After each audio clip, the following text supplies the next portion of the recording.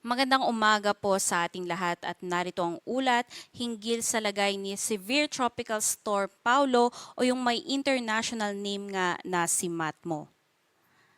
Base nga sa ating latest satellite animation ay patuloy pang ang lumalapit sa kalupaan ng Luzon itong si Bagyong Paulo at huli nga itong namataan sa layong 255 kilometers silangan ng Baler, Aurora. May taglay nga ito ngayon na lakas ng hangin na maabot ng 95 kilometers per hour malapit sa sentro at mga pagbugso pa na umaabot hanggang 115 kilometers per hour. Patuloy pa rin itong kumikilos pakanluran sa bilis na 25 kilometers per hour at sa kasalukuyan ay nakararanas na nga ng mga malalakas na mga pagulan dito sa may parte ng Quezon maging sa ibang bahagi ng Bicol Region hanggang dito sa may silangang bahagi ng Central Luzon. Base nga sa latest forecast track ng Pag-asa, sa mga susunod na oras ay maaring tumahak si Paulo pakanluran hilagang kanluran. At within today na umaga ay maaari na nga itong maglandfall dito sa pagitan ng Isabela at Northern Aurora. Pagka-landfall nito, patuloy nitong babaybayin ang kalupaan ng Northern Luzon kung saan maaari pa itong dumaan dito sa may probinsya ng or yung mata nito ay maaring dumaan sa probinsya ng Quirino, maging dito nga sa may Mountain Province, Ifugao at maaari ngang lumabas ng landmass dito sa may probinsya ng Ilocos Sur. At andito na siya sa may West Philippine Sea mamayang hapon. So sa nakikita natin, medyo may kabilisan nga yung paggalaw nitong si Bagyong Paulo. At patuloy nga itong hikilos pakanluran, hilagang kanluran hanggang sa makalabas ng ating Philippine Area of Responsibility bukas ng umaga. Habang nandito nga ito ngayon sa may West Philippine Sea ay maaari pa itong patuloy na lumakas at umabot nga ng typhoon category bago nga ito tuluyang maglandfall dito sa may katimugang bahagi ng China. At again, base nga sa ating cone of uncertainty ay may chance pang bumaba itong original track nitong si Bagyong Paulo dahil patuloy pa rin nakakaapekto yung high pressure na nakikita natin dito sa may bandang taas ng lokasyon ni Paulo. At kung mangyayari yon, kung nakikita nga natin yung diametro nitong si Paulo ay umaabot yan ng 700 kilometers. Kung bababa pa ito ay maaari pang mas marami pang lugar dito sa may Central Luzon na maapektuhan at kung mas patuloy pang bababa, maaari ding maapektuhan yung ibang bahagi ng National Capital Region. Kaya muli, patuloy tayong umantabay sa mga updates hinggil nga dito sa mga pagbabagong mangyayari kay Bagyong Paulo. Base nga sa ating scenario ay nagtaas tayo ng wind signal number 3 dito sa may extreme northern portion ng Aurora, central and southern portion ng Isabela, northern portion of Quirino, northern portion of Nueva Vizcaya, maging sa Mountain Province, Ifugao, southeastern portion ng Abra, northern portion of Benguet, at nai-upgrade na nga rin sa wind signal number 3 dito sa may central and southern portions ng Ilocos Sur, maging dito sa may northern portion of La Union.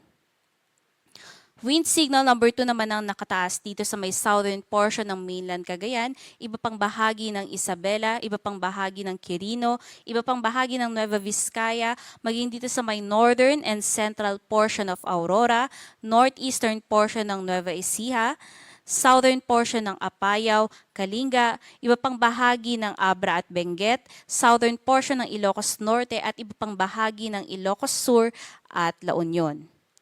Wind signal number 1 naman ang nakataas sa iba pang bahagi ng mainland Cagayan kasama ang Babuyan Islands, maging sa iba pang bahagi ng Aurora, northern portion of Quezon kasama ang Polillo Islands, Camarines Norte, northern portion of Camarines Sur, Catanduanes, maging sa iba pang bahagi ng Apayao at Ilocos Norte kasama ang Pangasinan at iba pang bahagi ng Nueva Ecija. Additionally, nakataas din ang wind signal number 1 sa iba pang bahagi or sa northern portion ng Bulacan, Tarlac, northeastern portion ng Pampanga at northern portion of Zambales. Muli, patuloy nating pinag-iingat ang ating mga kababayan sa mga peligrong dala ng mga malalakas na hangin, lalong-lalo na po yung mga na-mention nating probinsya na kasama sa wind signals.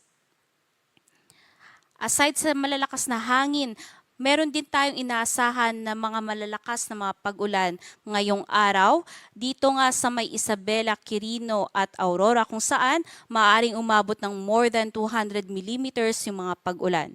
Samantalang 100 to 200 millimeters naman ng mga pag-ulan ang maaaring bumuhos dito sa may Cagayan, Kalinga, Ilocos Sur, Mountain Province, La Union, Benguet, Ifugao, Nueva Vizcaya, Pangasinan at Nueva Ecija. 50 to 100 millimeters naman ang pwedeng mga maranasang mga pag-ulan dito sa may Zambales, Tarlac, Pampanga, Bataan, maging sa may Bulacan, Rizal, Laguna, Quezon, Camarines Norte, Camarines Sur, Catanduanes at dito sa Albay.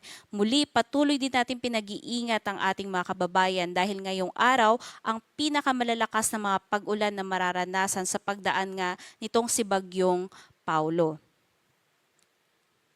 Samantalang pagsapit nga bukas, 50 to 100 millimeters na ang mga aring maranasan na mga pag-ulan sa buong Ilocos Region, Abra, Kalinga, Mountain Province, Ifugao, Benguet, Nueva Vizcaya, maging dito sa may Tarlac at Zambales. Kung papansin natin ay umonti na nga yung mga pag-ulan dahil by this time around, itong si Bagyong Paulo ay papalabas na nga ng ating Philippine Area of Responsibility, ngunit maaari pa rin itong magdulot ng mga pag-ulan lalong-lalo na nga dito sa may Ilocos Region at maging dito sa ibang bahagi ng Cordillera and kanlurang bahagi din ng Central Luzon.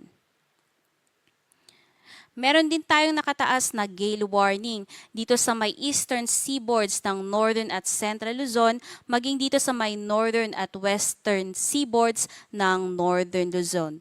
Muli, patuloy nating pinag-iingat at kung maaari ay hindi na muna maglayag yung ating mga lahat ng sasakyang pandagat dahil yung ganito ang kataas ng alon na umaabot ng 6 meters ay mapanganib sa lahat ng sasakyang pandagat. Meron din tayong peligro ng storm surge. Meron ngang umaabot yan ng moderate to high risk dito sa may Aurora, Cagayan, Isabela na kung saan yung pagtaas ng alon sa baybayin ay maaring ngang umabot hanggang 3 meters. Kaya muli, patuloy nating pinag-iingat yung ating mga kababayan dyan sa mga coastal areas, lalong-lalo na nga dito sa may Aurora, Cagayan, Isabela. At kung hindi pa po nakakapag-evacuate, lalong-lalo na nga yung mga areas na nandun sa may shallow coastal areas or yung mababaw yung coastal areas, ay sana po mag-evacuate na po habang hindi pa nagla-landfall itong si Bagyong Paulo. At kung nakapag-evacuate na po, stay safe po dyan sa inyong mga lokasyon at patuloy pong umantabay sa mga updates hinggil dito sa Pag-asa. At sa mga iba pa po nating kababayan, patuloy po tayong makipag-coordinate sa ating mga local government units upang malaman po kung ano yung mga kailangang gawin or yung mga steps na dapat gawin para mapanatili ang inyong kaligtasan. At maaari namang umabot mula 1 hanggang 2 metro ang storm surge na inaasahan dito sa iba pang coastal area sa Aurora, maging dito sa may Ilocos Norte, Ilocos Sur, La Union, Pangasinan, Quezon at Zambales. Yan po ang ating latest update mula dito sa DOST Pag-asa. Ang susunod na update po ay mamayang 5:00 ng umaga. Ako po si Charmaine Varilla, nag-uulat.